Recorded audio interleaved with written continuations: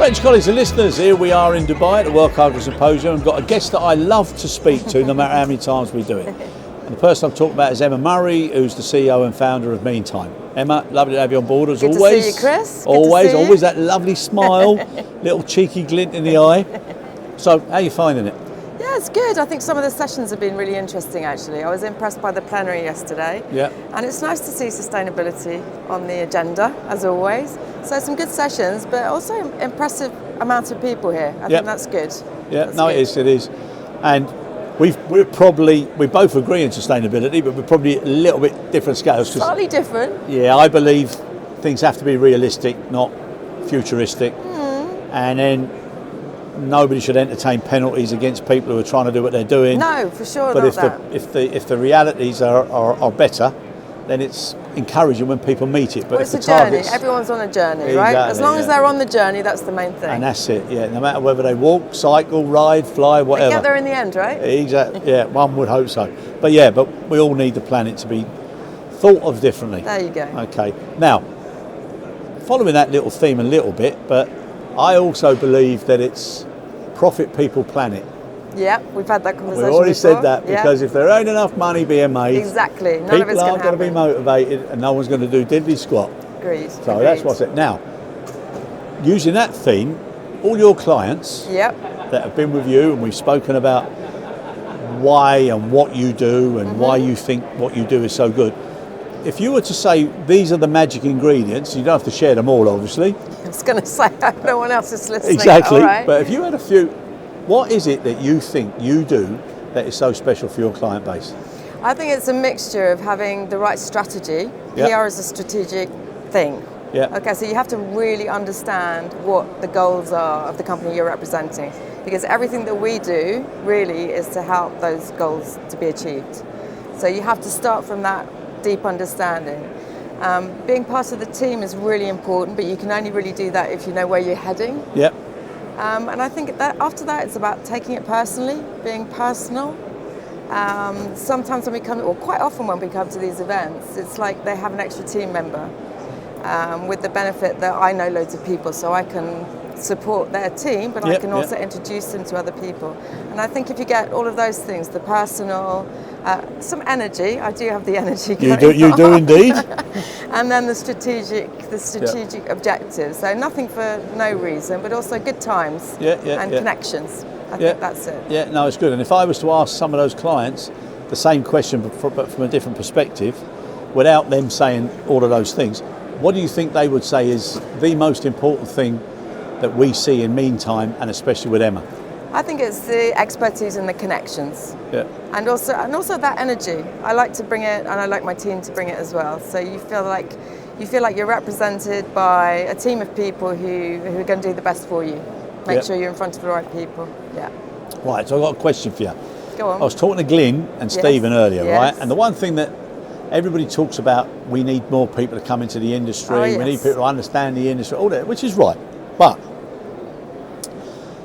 and I mentioned that, all the countries I go to, sometimes I just watch the adverts just to see what's going on, you know, and some of them are so off the wall, some are crazy, but some are absolutely brilliant and it really hits you. And then I was talking about Love Actually, the film.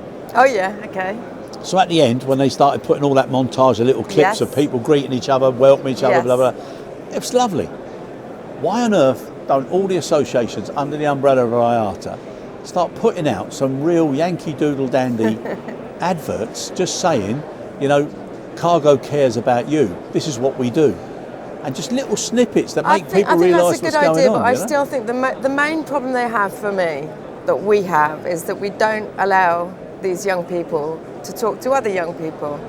You know, you need to be interviewing one of my young people, for example, so she can look to your face and explain why she's loving it already. But we'll have her on next. 8 months in and she's loving it. But we'll have her on next. Okay.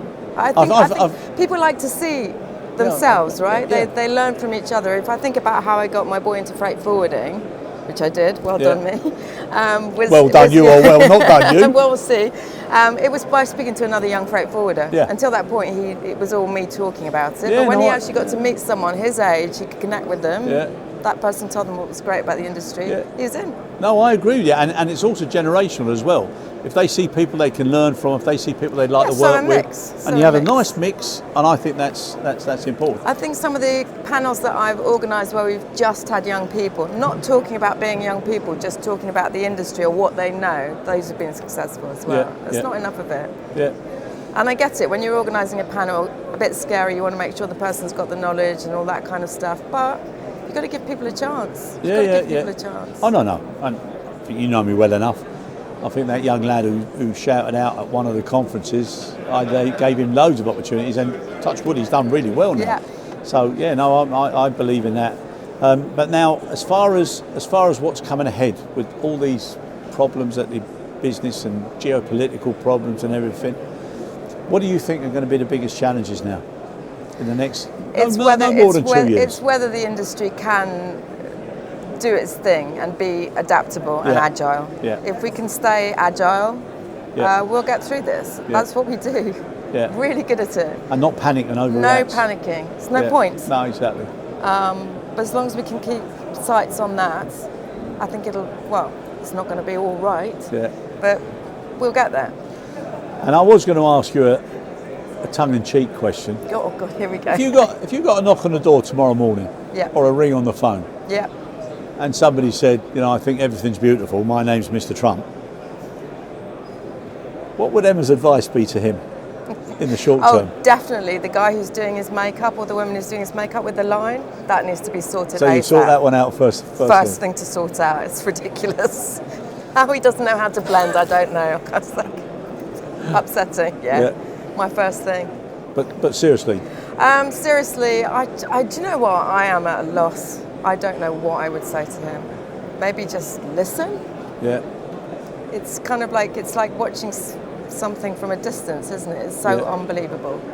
A bit of me thinks some of the things that he's doing by making people look in the mirror and realise, what do I do with the money I receive, and why should I be getting money, and why should I not be contributing? I think it's given quite a big reality check for an awful lot of countries. I think it is just through such an awful lens that I can't agree with you.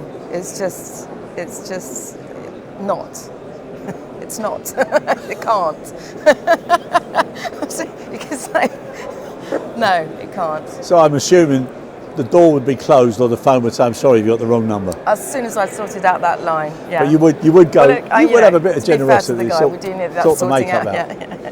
Now, listen. Thanks very much for joining us Chris. always, and love to have your colleague on. All right, I'll go and get it. All right, so we'll do that. Nice to see you. Thank Chris. you, as always. Cheers. Keep the energy going, Okay. and the Glyn. Take care. Thanks.